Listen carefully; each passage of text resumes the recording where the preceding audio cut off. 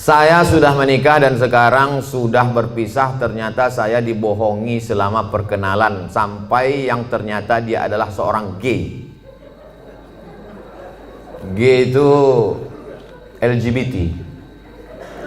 Gay itu kalau nampak anak gadis cuek aja dia, tapi kalau nampak anak lajang meniti air liurnya. Itu gay.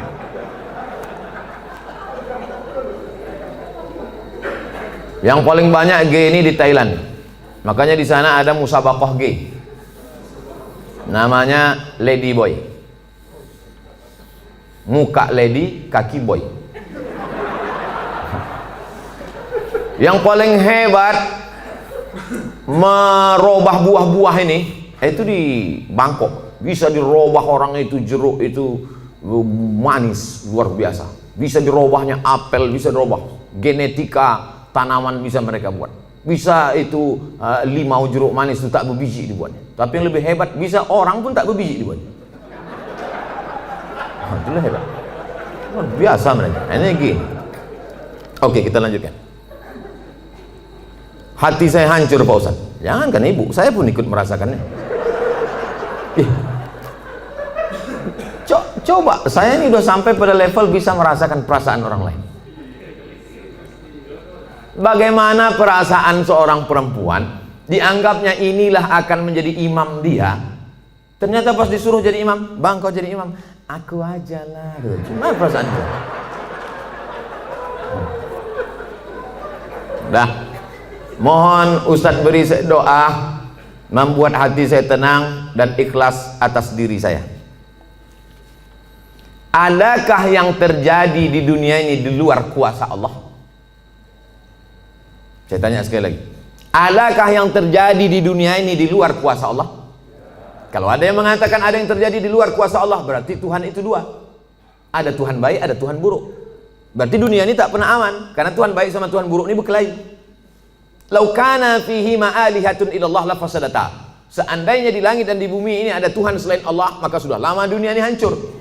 Oleh sebab itu segala sesuatu terjadi atas kehendak dan kuasa Allah. Langkah, rezeki, pertemuan, maut, kuasa Allah. Itu maka kaca spion itu kecil dibuat, kaca depan itu besar. Supaya apa? Supaya kita lebih banyak melihat ke depan daripada melihat ke belakang. Ada mobil yang kaca spionnya sebesar kaca depan? Tak ada. Masa lalu itu tengok sekali-sekali aja. Tengok, habis. Kita lebih banyak menatap masa depan. Begitu banyak masa depan di depannya. Yang senyum tak pula bisa nampak mana yang senyum mana yang tidak. Itu sedapnya ceramah musim corona nih. Oleh sebab itu Bapak Ibu yang dimuliakan Allah Subhanahu wa taala, yakinkan bahwa ini adalah sudah selesai, tatap masa depan, maka kita berharap, tidak ada tempat berharap kecuali kepada Allah. Kalau kita emosi, marah-marah, ngamuk-ngamuk, itu meledak-ledak. Marah itu apa definisi marah? Definisi marah itu adalah darah dalam jantung yang mendidih, menggelegak ke atas, mengamuk, mata memerah, bawaan emosi. Tapi kalau dia ditahan, kita tidak marah, muncul sedih. Kalau diluapkan, marah. Kalau tak dilepaskan, sedih.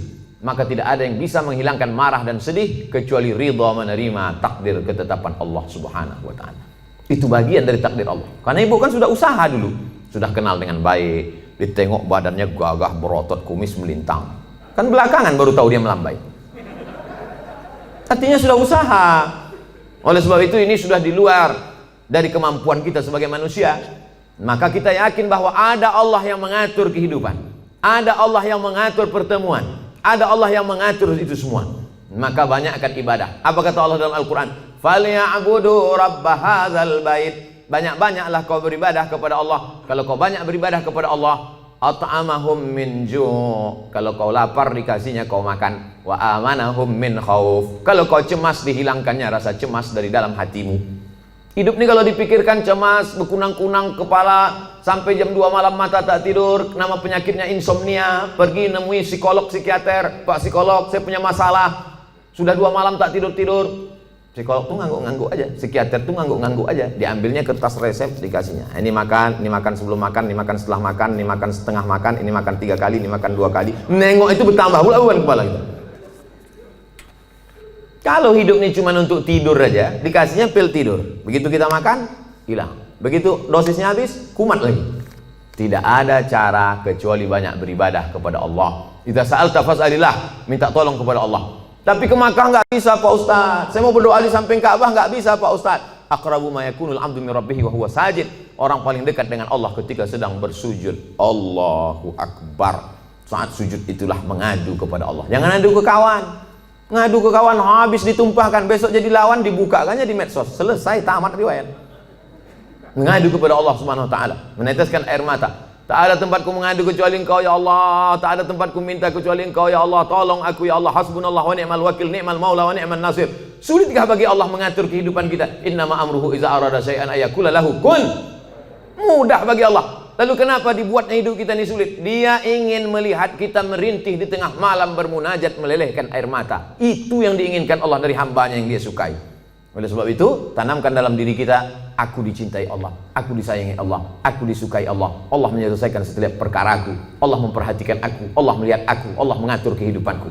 Tiap hari dikatakan itu. Makanya selesai sholat kita katakan, la ilaha illallah la syarikalah, lahul mulku wa lahul hamdu, yuhyi wa yumiit wa huwa ala kulli syai'in qadir.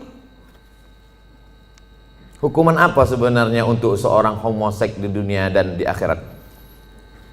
Man ra'aitumuhu ya'malu 'amala qaumi Lut. Siapa yang kamu lihat melakukan perbuatan umat Nabi Lut, faqtulul fa'il wal maf'ul, maka hukumnya adalah hukum mati.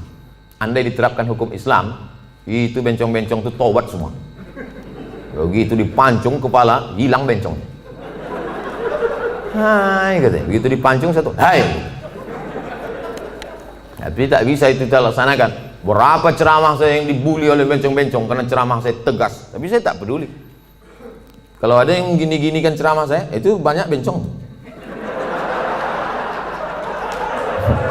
Kalau jantan tentu berani dia langsung kan. Bagaimana hukumnya orang yang telah melanggar sumpah atas nama Allah? La yu'akhidhukumullahu billaghwi fi aymanikum walakin yu'akhidhukum bima kasabat qulubukum.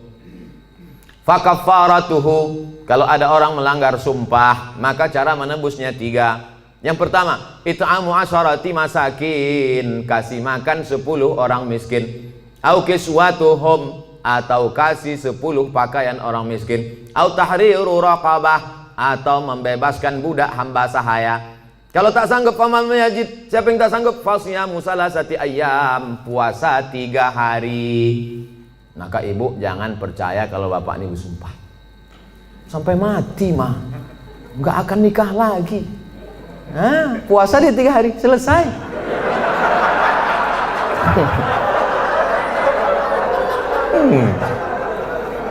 Jadi saya ketemu sama bapak-bapak, bapak-bapak, Ustadz, aku dulu Pak Ustadz sudah bersumpah aku sama biniku, aku tak akan, walaupun kau mati meninggal dunia, aku tak akan nikah lagi sampai mati.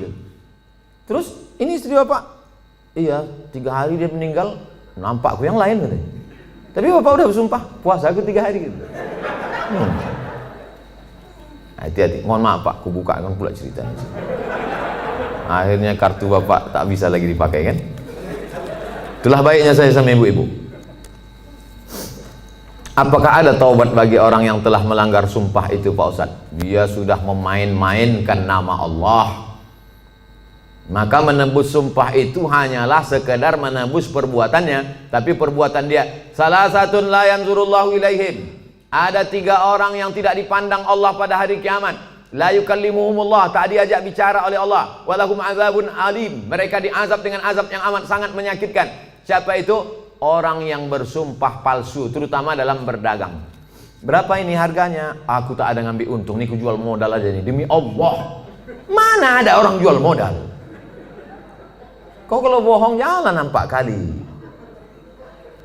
Tak ada orang jual modal, pasti dia ngambil untung. Udahlah bohong, mau melakukan barang, itu tak dipandang Allah, tak dilihat Allah pada hari kiamat. Apalagi yang bersumpah-sumpah itu, pakai Quran pula itu di atas. Saya bersumpah akan menjadi PNS, bersedia ditempatkan di seluruh Indonesia dari Sabang sampai Papua, bersedia 3 hari tempat sana, balik ngurus surat pindah. La ilaha illallah Rasulullah. Mudah-mudahan yang sudah bersumpah nih taubatnya diterima Allah SWT. Banyak juga.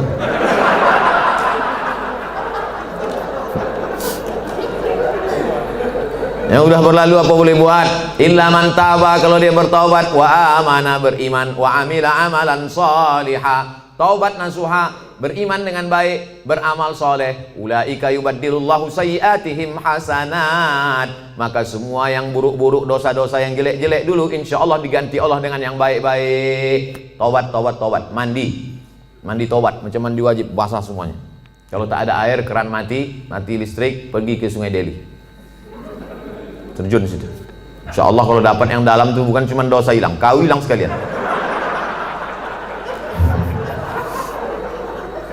Setelah itu sembahyang sunat taubat, usolli sunnat taubat, raka'ataini lillahi ta'ala, Allahu Akbar, iftitah, habis itu Fatihah, habis itu ayat terserah. Apa terserah ayatnya? Qul huwallahu ahad, kata malaikat. Kau sembahyang taubat pun qul huwallah juga. Panjanglah sedikit. Bagaimana keadaan orang yang melanggar sumpah jika dia meninggal sebelum taubat, Pak Ustadz? Orang yang mati berdosa, dalam keadaan membawa dosa, mati dia, maka dia masuk neraka dulu singgah. Dicuci, diobok-obok dulu neraka. Panas neraka itu Pak Ustadz, diletakkan batu kerikilnya di tapak kaki, mendidih otak di kepala. Berapa derajat tuh Pak Ustadz? Udah begitu panasnya kau tanya juga lagi derajat? Ya belau ka'baihi, sampai ke mata kaki, yaghli bihadi mauhu, hadis riwayat Bukhari, mendidih otak di kepala. Makanya selalu doa kita, Rabbana atina fid dunya hasanah wa fil akhirati hasanah wa qina azabannar. Insya Allah semua yang hadir ini masuk surga, tak singgah di neraka. Bagaimana pandangan Ustadz ketika seorang pemimpin bertutur kata tak santun, tak bertata krama kepada bawahannya, padahal hakikatnya seorang pemimpin itu harusnya bisa menjadi panutan bagi orang yang dipimpinnya. Kalau kita tak suka, saya kebetulan tidak pimpinan, tapi dulu pernah juga jadi dosen. Satu semester itu kadang 10 kelas, satu kelas itu isinya 30 orang, jadi saya memimpin 300 orang. Jadi saya sampaikan di pertemuan pertama, adik-adik mahasiswa sekalian, saya ini orangnya tak suka marah-marah, ngamuk-ngamuk, caci maki, sumpah serapah. Saya punya aturan-aturan, nilai saya ambil 40% dari mid semester, 40% dari UAS, ujian akhir semester. Ini saya bagi ada 13 makalah. Pertemuan pertama tatap muka, perkenalan, orientasi. Pertemuan nanti berikutnya adalah presentasi makalah. Kalau kalian sedang tidak mood, sedang malas, jangan datang ke kampus, karena aku tak bisa menengok kalian main-main di dalam, main HP. Nah, saya kasih tahu, kalau kalian tak siap makalah, jangan kalian datang. Kalian buat izin, kalian bisa telepon saya, bisa kirim WhatsApp saya. Nah, kita kasih tahu dari awal. Kita yang paling tahu tentang diri kita, apa yang membuat kita marah. Kalau kita pula mau mengasih tahu dia, kasih tahu dengan baik.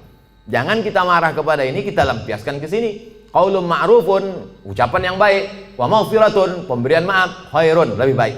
Pimpinan juga tak bisa marah-marah. Apa titel Bapak tuh? Mudah marah. Nah, oleh sebab itu maka, tapi pemimpin tak boleh pula tak marah. Karena kalau pemimpin tak ada marah, makanya ada punishment, ada hukuman, ada SP1, ada SP2, ada SP3. Mesti ada ketegasan, mesti ada disiplin. Saya tak suka juga setelah pengajian ini, terserah kalian lah, mau kerja tak apa. Aku udah kuserahkan semua pada Allah. Tak betul. Ya, jadi sebetulnya Islam itu meletakkan sesuatu pada tempatnya. Jadi jangan bayangkan Nabi itu tak pernah marah. Nabi pernah marah, naik dia ke atas mimbar, merah wajahnya, merah matanya, marah dia. Jadi Nabi itu menempatkan sesuatu pada tempatnya. Salam dia, assalamualaikum warahmatullah. Ditengoknya banyak yang tak sholat berjamaah, marah Nabi. La uharriqanna alaihim buyutahum, ku bakar rumah mereka yang tak sholat ke masjid, kata Nabi. Marah. Mana mungkin bakar gitu ucapannya tak marah. Siapa yang tak ke masjid ku bakar. Marah. Cuman marah pada tempatnya. Ini banyak orang sekarang kan tak menempatkan sesuatu pada tempatnya. Orang yang menempatkan sesuatu pada tempatnya namanya adil. Lawan dari adil zalim. Jadi kalau kita marah-marah aja sama orang, itu zalim. Bermasalah di rumah, marah ke security, itu zalim. Apa pula aku yang salah ke security? Awas kau kutuntut di akhirat nanti. Apakah benar apabila suami memakan penghasilan istri hukumnya haram?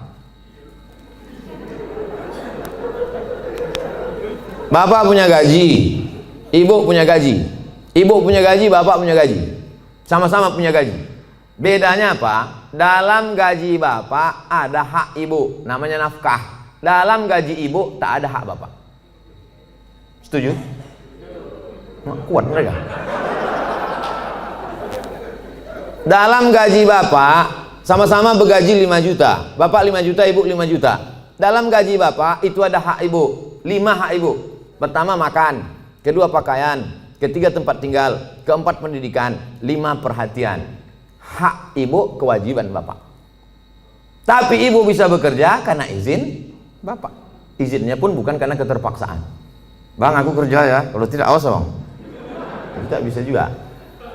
Oleh sebab itu ibu punya gaji, ibu punya warisan, ibu punya pendapatan, ibu punya kos-kosan, ibu punya mobil, ibu punya sudaku, ibu punya kocan, ibu punya angkot, ibu punya motor. Itu milik ibu. Kalau ibu meninggal, 50% untuk bapak. Kalau ada anak, 25%. Artinya ibu punya harta. Lalu kemudian ketika ibu mau bersedekah, ibu tidak minta izin ke bapak. Sebetulnya ibu tak perlu minta izin karena itu punya ibu. Tapi ibu sebagai orang yang beretika, bermoral, berakhlakul karimah, ibu ngomong, kulo nuwun, kata orang Jawa, bang, aku mau menyantuni anak yatim di sana. Jadi duit gajiku ini ku pakai. Bapak tinggal ngangguk aja. Gitu. Dan ibu tak boleh bertentang tenteng. Kau mau kemana? Aku mau menyantuni anak yatim di sana. Coba kau tanya, ini kan gaji aku. Nah, pertanyaannya, apakah haram bapak memakan hasil gaji ibu itu? Harta bapak berpindah kepada saya sebab apa? Jual beli. Sebab apa? Pinjam meminjam. Sebab apa? Sodakoh. Sebab apa? Infak. Sebab apa? Wakaf. Bisa duit ibu itu berpindah ke bapak, apa sebabnya? Akadnya itu apa? Nah, sodakoh.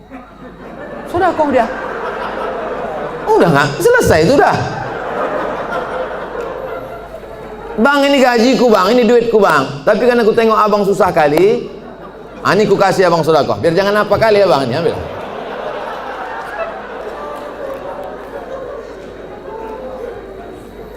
Assalamualaikum Ustaz. Semoga Ustaz sehat-sehat. Amin. Mau tanya Ustaz, apa hukumnya orang tua yang tidak mengakikahkan anaknya? Apakah masih bisa apa hukumnya orang tua tak mengakikahkan anaknya? Kullu mauludin, setiap anak yang lahir rohinatun, tergadai. Jadi kalau mobil kita tergadai, STNK BPKB kita gadaikan, setelah ada duit kita tebus. Maka anak kita ini tergadai. Bagaimana cara menebusnya? Tulbahu anhu yauma sabi'ihi. Sembelihkan kambing hari ke-7. Yuhlaku, cukurkan rambutnya. Wa yusama, kasih nama. Nama yang baik-baik. Siapa nama anak kau? Alan Nuari. Kenapa itu kau kasih? Lahir di jalan bulan Januari.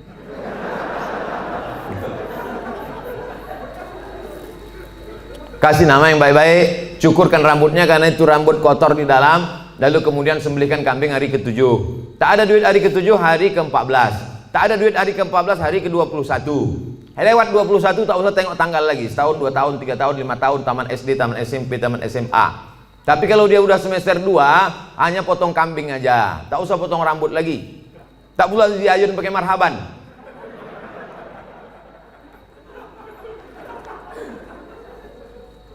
Apakah masih bisa diakikahkan setelah anak itu sudah besar Pak Ustadz? Jangankan anak itu, bapak ibu balik ke rumah nanti tanya emak sama ayah, ada tak diakikahkan? Kalau tak ada diakikahkannya, besok pagi beli kambing, boleh akikah. Akikah saja, yang pula cukur rambut, begundul semua pegawai besok. Saya tulis dalam buku saya 37 masalah populer, di situ ada pembahasan akikah setelah dewasa. Tapi yang hamil sekarang punya anak, nanti hari ke-7 potongkan, bagus. Bolehkah zakat harta dan sedekah diberikan kepada adik kandung yang beda ibu status adik saya? Tidak boleh memberikan zakat kepada orang yang wajib dinafkahi. Bapak, Mama, ini 5 juta zakat abang sekaligus belanja kita bulan ini. Bapak wajib menafkahi ibu, maka bapak tak boleh berzakat kepada ibu. Tapi ibu boleh berzakat ke bapak. Itu bedanya. Ibu boleh berzakat. Bang, ku tengok abang udah agak-agak fakir miskin nih bang. Nah, jadi bang itu zakat. Tengok susah kali kau bang. Nah, ini pakai lain. Ini gaji ku bulan ini. Ibu bergaji sebulan 10 juta. 1 juta 25.000, 2,5%. Jadi kalau 10 juta 250.000. Nah, ini zakatku bang 250, yang 750 ini sedekah. Adapun infak nanti ku tengok prestasi ya bang.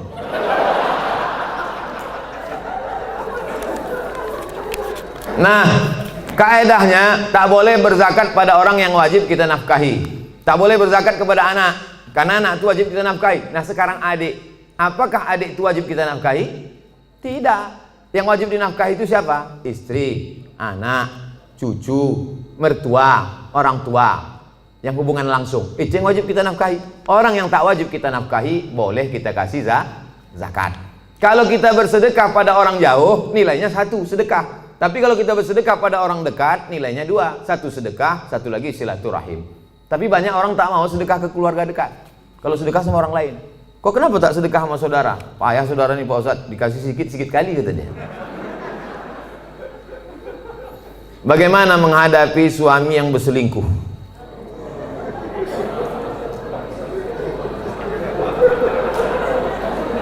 Udahlah dikasih zakat, berselingkuh pula. Ilaha illallah. Parah kali orang Medan ya. Ibu punya wali 6 orang. Jadi bukan ibu memanggil bapak itu dengan membawa centong, sini bang, bukan gitu. Ibu punya wali 6 orang. Pertama ayah, yang kedua atuk opung, yang kedua abang ayah, yang ketiga adik ayah, yang keempat abang. Yang pertama ayah, yang kedua datuk opung, yang ketiga abang, yang keempat adik laki-laki, yang kelima abang ayah, yang keenam adik ayah. 6 wali ibu itulah yang menyelesaikan ini. Maka dipanggilnya lah, setan sini kau sebentar. Orang berselingkuh itu mesti gitu manggilnya. Tak pula kita panggil kepada menantu kami silakan datang. Mana naiklah tengkuk dia. Kalau ada yang polisi, tentara situ, cabutkan pistol, letakkan di atas meja itu, pang, letakkan, biar tahu dia. Walaupun tak ada pelornya. Ku dengar kau udah selingkuh. Kemarin tertangkap screenshot SMS. Ini dia kan, ini foto perempuan tu kan. Kau jangan macam-macam. Kau berhenti selingkuh. Kalau kau tak berhenti, jadi kasih dia mop, di mop dia sikit. Habis itu berhenti. Iya pak, aku stop nih. Ada berhenti dia. Tinggal lagi ibu. Mau ibu menerima barang second nih?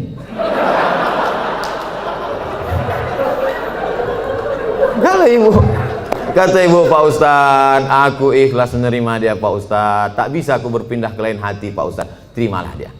Tapi jangan sampai mulut ibu berkata bisa, tapi hati ibu tidak. Itu bahaya. Lain di mulut, lain di hati. Ada lagunya itu. Kalau ibu berkata bisa, katakanlah bisa.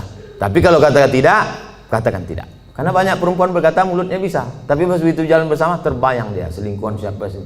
Itu menjadi masalah. Hidup ini singkat bu. Hidup ini singkat. Jangan sampai gara-gara ini terpengaruh kepada sholat ibu, ibadah ibu, kerja ibu. Oleh sebab itu pikirkan baik-baik. Kalau bisa, bisa. Ambil waktu agak seminggu, 2 minggu, 3 kali Jumat. Aku berpikir dulu. Gimana? Selesai. Apa pendapat pandangan Ustadz terhadap pandemik COVID-19 yang sekarang terjadi dan bagaimana menyikapinya? Itulah yang kuceramahkan sejam tadi.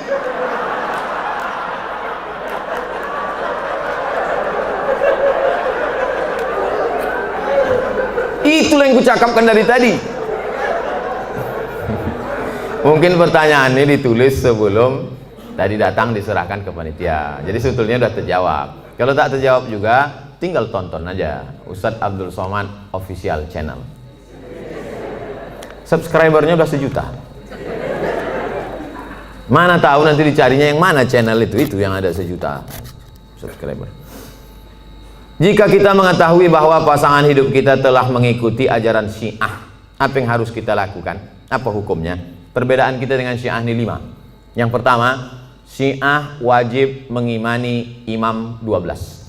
Sedangkan rukun iman kita 5. Antumina billah wa malaikatihi wa kutubihi wa rusulihi wa yaumil akhir wa biqadri khairihi wa syarrihi. Sedangkan dia ada rukun imannya lagi, beriman kepada imam yang ke 12 imam. Siapa yang tak percaya kepada imam 12 kafir. 2, mereka mencaci maki sahabat Nabi. Karena kata mereka setelah Nabi meninggal itu mestinya penggantinya Sayyidina Ali. Lalu kata mereka Abu Bakar dengan Umar itu merampas khilafah Ali. Dan sahabat yang lain diam melihat kebatilan. Maka sahabat-sahabat Nabi itu kata mereka kafir. Yang ketiga, kata mereka ada Quran yang disebut dengan Mushaf Fatimah. Tebalnya 3 kali lipat daripada Quran ada kamu sekarang. Kenapa buktinya musabaqah tilawatil Quran mereka pakai Quran yang ada sekarang? Kata mereka, sebelum Imam Al-Qaim, mereka menunggu imam yang ke-12. Imam yang ke-12 itu katanya bersembunyi di Sirdab, di bukit di Irak, dalam terowongan. Itu mereka tunggu-tunggu, belum keluar lagi. Nanti kalau keluar imam yang ke-12 itu, dibawanya kitab yang asli, sementara yang asli itu datang, pakai aja yang KW ini dulu, kata dia. Yang keempat, mereka ada meyakini namanya taqiyah. Taqiyah itu kalau di tengah orang ahlu sunnah, pura-pura dia ahlu sunnah. Kalau di sini banyak Muhammadiyah, pura-pura dia Muhammadiyah. Kalau di sini banyak Al-Wasliyah, pura-pura dia Al-Wasliyah. Kalau di sini banyak NU, pura-pura dia NU. Kalau di sini banyak ahlu sunnah, dia bilang Sunni. Kau ini Syiah apa Sunni? Aku Sunni. Kalau kebetulan banyak Syiah, kau sunnah apa Syiah? Aku Syiah. Kalau kebetulan situ 50-50, kau sunnah apa Syiah? Aku Susi. Susi, sunnah Syiah. Yang kelima, mereka ini menghalalkan nikah mut'ah. Nikah mut'ah itu bagian dari akidah keyakinan. Mut'ah itu artinya enak. Mut'ah itu artinya nikmat. Nikah mut'ah itu nikah kontrak. Jadi boleh nikah kontrak. Aku nikah mut'ah sama engkau dari jam 5 pagi sampai jam 5 sore dengan mahar 50.000 tunai, sah. Dalam Islam tak boleh nikah mut'ah. Oleh sebab itu inilah perbedaan, 5 perbedaan menurut Syekh Ali Jum'ah, ulama besar. Kita berpegang teguh dengan ahlus sunnah wal jamaah. Kalau ada suami ibu atau istri bapak yang ikut golongan ini, ajak dia balik, bawa dia ke ketua MUI, bawa dia ke dokter Ardiansah Sekum MUI, supaya diceramahi dia, dibalikkan kepada ahlus sunnah wal jamaah. Karena tak mungkin bisa bersama. Antara NU Muhammadiyah masih bisa, antara Al-Wasliyah dengan Muhammadiyah masih bisa, karena masih sama ahlus sunnah wal jamaah. Apakah sah sholat jika kita tak tahu arti bacaan sholat tersebut? La sholat liman lam yaqra bi fatihatil kitab. Tak sah sholat kalau tak baca Fatihah. Apakah disyaratkan tahu artinya? Tidak. Tahu secara global saja. Allahu akbar kabira walhamdulillahi katsira subhanallahi bukratan wa asila. Tahu secara global. Apalah arti doa iftitah itu? Allah Maha besar. Selebihnya yang kau tanya aku, macam tak ada lagi pertanyaan lain. Nah, gitu cara jawabnya kalau kita tak tahu. Habis itu Fatihah. Fatihah secara umum tahulah kita. Alhamdulillah rabbil alamin, arrahmanir rahim, maliki yaumiddin, iyyaka na'budu wa iyyaka nasta'in, ihdinas siratal mustaqim, siratal ladzina an'amta 'alaihim ghairil maghdubi 'alaihim waladdallin. Ayat begitu juga. Qul huwallahu ahadun illahus samad lam yalid wa lam yulad wa lam yakul lahu kufuwan ahad. Jadi andai tak tahu artinya tetap sah. Tapi kita berusaha untuk tahu. Maka belilah Quran yang ada terjemahnya. Ada terjemahnya, ada tajwidnya, ada asbabun nuzulnya, ada tafsirnya. 250.000. Jangan tawar-tawar lagi. Harga sepatu 500. Sepatu yang menjaga tapak kaki dari tai ayam 500 harganya. Quran yang menjaga diri dari api neraka. Quran waktu akad nikah dulu diletakkan di ruang tamu dalam peti kaca. Setiap tamu datang ke situ macam nengok kucing. Mana yang lebih diutamakan, ibu atau istri? Ibu-ibu mesti berkata, aku milik suamiku, suamiku milik ibunya. Banyak yang mengangguk. Yang tak mengangguk ragu dia. Aku milik suamiku, suamiku ini milik emaknya. Ibu kenal bapak ini kan setelah dia kerja, setelah dia 22 tahun, setelah dia tamat, setelah dia kuliah, setelah dia punya duit. Dulu waktu tapak kakinya 2 jari, panjangnya sejengkal, kenal ibu sama dia? Mana kenal? Oleh sebab itu muliakan dia dengan memuliakan ibunya. Bapak juga begitu. Bapak muliakan ibu bapak di depan istri bapak. Kehormatan, kemuliaan. Adinda, ini emakku. Tak ada mantan emak, mantan bini ada. Oleh sebab itu maka ini tak bisa dibenturkan, jangan dilagakan ini antara emak dengan ibu ini. Oleh sebab itu maka ini masa lalu, yang ini masa depan. Maka insya Allah bapak ibu bisa menjaga. Waktu kemudian kita menyampaikan nanti waktu bapak punya anak perempuan, bapak sampaikan itu, hai anakku, kau perempuan, kau punya laki, kau punya suami, suamimu itu punya emak. 3 kali nak Nabi menyuruh berbakti kepada dia. Jangan sampai mak tua umur 80 tahun datang ke rumah, nak mintalah duit kau 50.000, mak belum makan lagi. Apa kata si abang tuh? Sebentar ya mak, aku tanya biniku dulu. Kalau ada bapak yang begini, insya Allah selamat dari azab kubur. Saking kan menderitanya udah di dunia. Nah, oleh sebab itu maka jangan benturkan antara dua ini. Karena dua ini perempuan-perempuan yang luar biasa. Emak bapak dicium tapak kakinya masuk surga, istri bapak, anak-anak bapak masuk surga karena dia. Maka mereka adalah perempuan-perempuan yang luar biasa insya Allah. Apa hukumnya debitur yang mau hijrah tapi masih memiliki kewajiban di bank dan hanya mau membayar tunggakan pokoknya saja tapi tak mau membayar tunggakan bunganya? Laporkan dia ke polisi. Kau dulu waktu minjam duit ini tak tahu kau neraka. Sekarang giliran bayar baru kau bawa neraka. Ini kan negara hukum. Jadi bapak-bapak kan negara hukum. Kan dulu kan ada tanda tangan materi 6.000. Saya akan bayar pada tanggal sekian. Kalau tidak barang akan disita. Kalau tidak, nah itu. Jadi tak bisa dia berkata, saya tak mau bayar bunga. Bunga ini haram. Jadi dulu yang nanda tangani siapa? Hantu. Jadi saya kasih tahu sama yang mau hijrah-hijrah, kalau kau mau hijrah, kau bom. Kalau kau takut ini riba, ada aset yang bisa dijual, ada kos-kosan, ada tanah, jual, bom kan ke sini, bam, selesai tutup, baru hijrah. Begitu caranya. Tak ada yang bisa kubom Pak Ustaz. Kalau kubom ini meledak semuanya, Hiroshima Nagasaki ini Pak Ustaz. Kau bayar aja cicilannya sampai lunas, bayar sampai selesai. Begitu, karena kita tinggal di negara kesatuan Republik Indonesia yang dipakai adalah hukum konvensional. Oleh sebab itu maka sesuai dengan perjanjian, bayar selesaikan. Kalau bisa dibom, bom. Kalau tak bisa, lunasi cicilan sampai habis. Pak Ustadz, bagaimana caranya supaya saya bisa ikhlas dan sabar karena ditinggal anak meninggal saat usia 4 tahun dan sudah hampir 4 tahun dia pergi, tapi sampai saat ini perasaan saya masih sedih dan selalu merindukannya. Apa saya kurang ikhlas?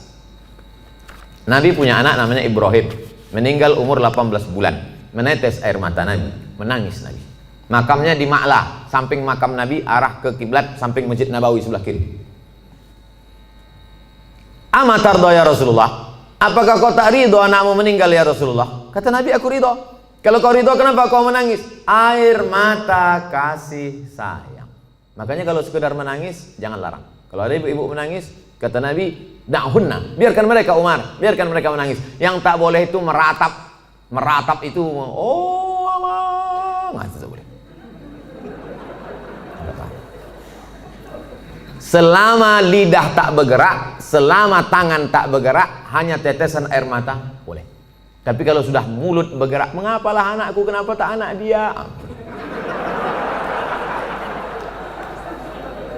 Lalu kemudian, laisa minna man darabal khudud wa syaqqal juyub. Bukan umat Muhammad SAW siapa yang memukul-mukul pipi, menarik-narik rambut. Itu tak boleh. Tahan tangan, tahan lidah. Ini yang pertama.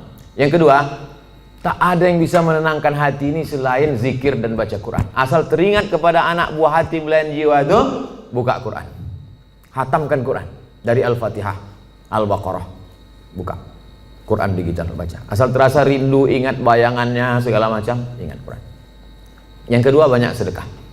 Sedekah ke masjid. Saya mengenang almarhumah emak udah setahun 4 bulan, orang tua sampai hari ini, untuk menghilangkan itu tetap tak pernah lupa baca Al-Fatihah. Asal ingat untuk almarhumah Al-Fatihah. Begitu juga kirim Al-Fatihah, baca Quran malam Jumat, surah Al-Kahfi, tiap malam baca Yasin, untuk menghilangkan itu semua. Tak ada tempat kecuali minta kepada Allah Subhanahu wa taala. Yang ketiga, ada yang lebih sayang kepada dia daripada kita. Mana yang lebih sayang kepada anak kita itu? Kita atau Allah? Allah. Itu barang pinjaman, diambilnya. Kenapa kita marah? Inna lillahi wa inna ilaihi, itu punya dia. Ketika diambil, kenapa kita marah? Ini mimbar ini bukan punya saya, ini mikrofon ini bukan punya saya. Ketika diambil marah saya, berarti saya gila. Ini bukan punya saya, kecuali ini saya bawa dari rumah. Bukan punya kita. Maka yakinkan bahwa ada yang lebih sayang daripada aku. Yang keempat, berpisahnya hanya sekejap. Nanti ketika anak ibu ini disuruh Allah masuk ke dalam surga, apa kata anak itu? Ya Allah, aku hanya mau masuk ke surga dengan yang pernah melahirkan dan membesarkan aku. Disitulah ibu mendapatkan syafaat anak. Syafaat Nabi ada, syafaat malaikat ada, syafaat Quran ada, syafaat penghafal Quran ada, syafaat ulama ada. Ada syafaat anak kecil, ditariknya ujung kain jubah ibu masuk ke dalam surga bersama dia. Anak kecil itu di dalam surga membawa nampan-nampan tempat air minum, menuangkannya lu'lu'il maknun. Mereka itu seperti permata berkilau cahaya, terbang ke sana kemari. Dia menjadi pelayan-pelayan surga karena mereka tak ada dosanya sama sekali. Yang kelima, ada yang lebih tinggi daripada amal soleh, zakat, puasa, infak, wakaf, haji mabrur dan jihad. Apa itu yang paling tinggi? Ridha. Orang yang sudah masuk surga itu ditanya Allah, kalian sudah dapat semua kenikmatan surga, apa yang belum? Ada satu ya Allah. Apa itu? Ridhakah? Kata Allah, yang dapat ridhaku cuma satu. Siapa dia? Orang yang ridha menerima ujianku. Ibu ridha menerima ujian ini, sabar ibu, maka ibu adalah orang yang masuk ke surga bersama anak itu. Mudah-mudahan kita semua sabar menerima ujian Allah Subhanahu wa taala. Amin. Ala hadhihi niyyah al-Fatihah. A'udzubillahi minasyaitonir rajim. Bismillahirrahmanirrahim. Alhamdulillahirabbil alamin. Arrahmanirrahim. Maliki yaumiddin. Iyyaka na'budu wa iyyaka nasta'in. Ihdinas siratal mustaqim, siratal ladzina an'amta 'alaihim ghairil maghdubi 'alaihim waladdallin. Amin. La tada' lana dzamban illa ghafartah. Pulang kami dari majelis ini dalam keadaan bersih dari dosa-dosa ya Allah. Wala aiban illa satartah. Tutupi cacat aib kami di hadapan-Mu, di hadapan manusia semua ya Allah. Wala maridan illa syafaitah. Ada yang sakit, maka sembuhkan dari penyakitnya ya Allah. Wala raghiban illa anjabatah. Yang belum punya anak, berikan anak yang soleh dan solihah. Wala mayitan ila rahimtah. Yang sudah meninggal dunia, lapangkan kuburnya, terangkan barzakhnya, dan jadikan keluarganya termasuk orang yang sabar. Alladzina idza asabatuhum musibah. Ketika musibah itu datang, lidahnya berkata inna lillahi wa inna ilaihi raji'un. Ulaika alaihim salawatun min rabbihim wa rahmah wa ulaika humul muhtadun. Mereka yang mendapatkan rahmat kasih sayang Allah, mereka lah orang-orang yang mendapatkan hidayah. Allahumma dafa'na al-wala wal waba wal fasya wal riba wal zina wal munkar. Angkat malapetaka bencana, bil khusus wabah COVID-19 ini dari negeri kami, bil khusus dari Sumatera Utara ini ya Allah. Allah mawafiqna lima tuhibbuhu wa tardah. Tanamkan taufik dan ridhamu dalam hati kami supaya kami beramal dengan amal yang Kau cintai dan Kau ridhai ya Allah. Allah marzuqnal istiqamata ala syariatil gharra wa tariqatil bayda. Berikan kami istiqamah supaya kami mati dalam keadaan husnul khatimah. Allahumma ja'al akhira kalamina inda intihai ajalina. Ketika ajal kami sampai, saat malaikat maut mencabut nyawa kami, jadikan yang terakhir keluar dari mulut kami la ilaha illallah Muhammadur Rasulullah sallallahu alaihi wasallam. Rabbana atina fid dunya hasanah wa fil akhirati hasanah wa qina adzabannar. Wa sallallahu ala sayyidina wa maulana Muhammad wa ala alihi wa sahbihi wasallam walhamdulillahi rabbil alamin. Taqabbalallahu minkum minna wa minkum taqabbal ya karim.